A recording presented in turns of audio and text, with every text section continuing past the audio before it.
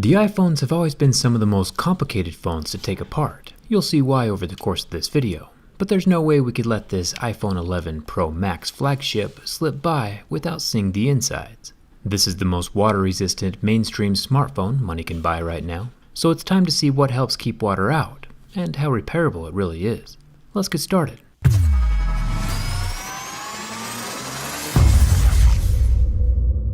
Since basically day one of the first iPhone's existence, Apple has been in the business of trying to keep people out of their phones, and this new iPhone appears to be no different. It has the same proprietary pentalobe screws holding the bottom of the screen to the stainless steel frame of the phone. It uses a screwdriver that's pretty easy to find online, but most people don't immediately have it on hand. I'll leave a link for a good toolkit in the description. Looking closely at the screw, it has black thread locker filling the gaps between the threads and the phone body. This helps keep the screw in place, as well as helps keep water out. The biggest opening for water to get inside the phone, though, is the screen. There is adhesive surrounding the whole rectangle, and in order to pull the screen off, I'll need to use heat to soften that adhesive, and a strong suction cup to pull on the screen, while adding some leverage with my pry tool between the plastic lip and the stainless steel frame. As I work my way around either side of the phone, lifting off the display, you can see the substantial amount of stringy, gooey black adhesive that holds the parts together. I'm taking special care to avoid the ribbon cables hiding along the edge of the right side. These cables are about as fragile as paper and can be torn very easily. You'll get a better look at them as the screen lifts off. They're down there through those gooey strands. At first glance, things look pretty standard for the iPhone. A ton of screws and the massive L-shaped battery. Thumbs up to Apple for adding battery life and thickness to their phones this year, instead of trying to go thinner. I'm also glad that the ribbons are all off to the side. Last year had a random ribbon cable coming from the center that made the screen removal quite a bit harder. The front camera and face scanner are tucked up in the top of the phone. I'll remove the 6 Y000 screws holding the metal plate over the top of the screen ribbon connectors. One of those screws is easier to access from the other side of the screen if you close and scooch it over a bit. And take a look at that motherboard. It's Lego connector central up in here. Happy birthday to myself. I'll remove another 4 Y000 screws that hold the top protective metal plate and side ribbon guide down over the camera units. And there are 2 more screws holding down the tiny plate over the battery connector. Before I unplug that battery though, I want to make sure this whole thing still works and that nothing was damaged during the screen removal. Tapping the power button shows the Apple logo and the phone turns on. Which app should I test to make sure the phone still works? Maybe I should use today's sponsor, Audible. That was convenient. Audible is actually one of my favorite apps. The book I'm currently listening to is called The Man Who Knew the Way to the Moon, and is one of the Audible originals. It sounds more like a verbal documentary than a narration.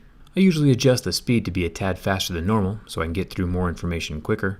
It's a true story about the guy who convinced NASA to use space rendezvous points instead of one gigantically massive rocket. It's super interesting. You can get a free audiobook plus 2 Audible originals when you try Audible for 30 days with the link in the description. Audible.com/jerryrig, or text the word jerryrig to 500 500. The Audible original titles come from diverse categories like theater, journalism, literature, and the documentary styles like the one I'm listening to now. Even if you decide to cancel Audible at some point in the future, you still get to keep your books. They're yours to own forever. Audible.com/jerryrig, or text jerryrig to 500 500. And thanks to Audible for sponsoring this video. I'll unclip the battery connector like a little Lego from this smorgasbord of Lego connectors. The battery actually has 2 connectors. One is found down below by the charging port, so unclipping both of those is a good idea at this point. I just didn't know the second one existed until later. I'll unclip one of the charging port ribbons, and then I'll make my way down to the 3 main ribbons holding the screen to the body of the phone. The screen is significantly more simple this year than it has been for the previous years, which is definitely appreciated. It only has 3 screws holding the earpiece to the back of the display. Apple throws Phillips head screws randomly in here and there throughout the phone, so for those of you following along at home, this is the 3rd type of screwdriver we've used so far. The earpiece folds down, which lets us pry away the front sensors from the glass. Replacement parts will become more common and get cheaper as the phones get older. I'll try to link some in the video description as they become available. Screen replacements aren't super difficult on iPhones, and with the disappearance of 3D touch, the display is actually thinner and leaves more room for the larger battery. Speaking of which, I've had a few requests for a straight-up clean video shot of the internals, so feel free to screenshot this, crop it, and use it as your phone wallpaper if you want. Just make sure to tag me on Twitter if you do. Let's remove the front camera and the Face ID depth scanner thingy. It's got 2 ribbon cables to unplug. Wait, nope, there's 3. Last one kinda just snuck in there. This little unit has the front 12 megapixel selfie camera, the one that can film in 4K and do those slofies. and also has the infrared dot projector and secondary camera for the Face ID. It's a pretty cool setup, and I'm glad it's not attached to the screen. It makes repairs easier. The 3 rear cameras each have their own ribbon cable attached to the motherboard. I can unclip each of those, and then the whole contraption comes right out of the phone. Apple really has made their design much more modular this year, and I'm a fan. Up at the top we get the normal 12 megapixel camera with optical image stabilizing. Down at the bottom we get another 12 megapixel 2x optical zoom camera, which also has optical image stabilizing. And over here on the side we have a 12 megapixel wide angle camera with no physical stabilizing. I feel like this is the perfect setup, and the arrangement I would personally like to have someday when I upgrade from my Galaxy S8. I feel like Apple has finally brought way more features to the table with smartphones this year, and are finally competing at the same level of other flagships. Let's get this motherboard out. I'll unplug the charging port ribbon, but before I can pull that out, once again I need to switch back to the Y000 screwdriver. There are 3 screws running down the right side, keeping this cable with the metal bracket tucked to the side of the phone. The next 3 screws are a bit trickier. These are called standoff screws, and they hold the motherboard in place. If you don't have a standoff remover, I can usually take a flat screwdriver bit and just twist the screw around in a circle from one side. And as the screw comes out, you can see that a standoff screw is actually a screw that has a screw hole inside, a screw within a screw. They are annoying to work with, but Apple uses them to save space and stack things on top of each other. Speaking of saving space, once those screws are out and the SIM card tray is removed, the whole motherboard is ready to come out of the phone. And this, my friends, is it. This is the whole thing. The brains and brawn of the whole iPhone operation is sandwiched between these 2 stacked boards. One thing I'm pretty impressed with on the iPhones this time around is that all the solder connecting the circuits inside of this motherboard is made from 100% recycled tin. You might be thinking, nice work Apple on recycling that tiny drop of tin. But because Apple is using recycled tin in not only their iPhones, but the MacBook Air, the iPad Air, and the iPad Mini, it adds up to over 29,000 metric tons of tin ore that they don't need to mine from the earth. It's a pretty substantial achievement, and I'm glad Apple's doing it. Let's keep going deeper. The Taptic vibrator engine is down here below the battery, near the charging port. It's got 3 little screws holding it in place, and I'm going to set those off to the side to help keep things organized. A lot of phones you can take apart and just toss the screws helter-skelter, but since basically every screw in here is a different shape and size, it's very important to keep them organized. With the metal plate gone and the vibrator unclipped from the charging port, we get our first close-up of the Taptic engine. It's nice of Apple to include their logo in case we forgot what phone we're taking apart. This little guy is also using 100% recycled rare earth elements. Since we don't have an unlimited earthly supply of these magnets, I'm glad Apple is now going through the effort to reuse and recycle parts of their phones. I'll remove one more screw and pull off the metal plate over the microphone hole, and check out all that white adhesive over the hole to help keep water out of the microphone. It's time to remove the battery. Apple once again has added the magic pull tabs, which I'm thankful for. Prying out permanently glued batteries is extremely dangerous. And even if a pried and bent battery doesn't spark and start on fire right away, it'll still be damaged internally, and it'll start to puff up and expand over time. These pull tabs make battery removal much safer. Yeah, they are still pretty fragile and break every now and then, but it's still much better than what Samsung is currently doing with the permanent adhesive in their phones.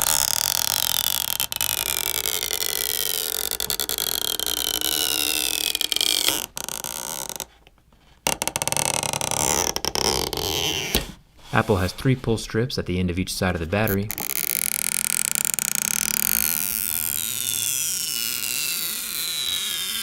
And I was successful enough with most of them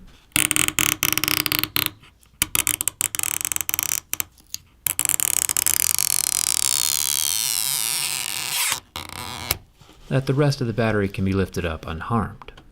This is a 3,969 mAh capacity, which is quite an improvement over last year's 3,174 mAh.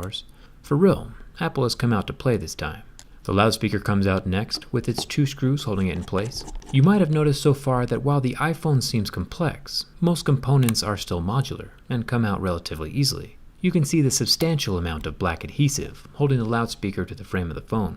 Like I said in my durability test video, this iPhone 11 Pro Max is the most water-resistant smartphone on the market right now.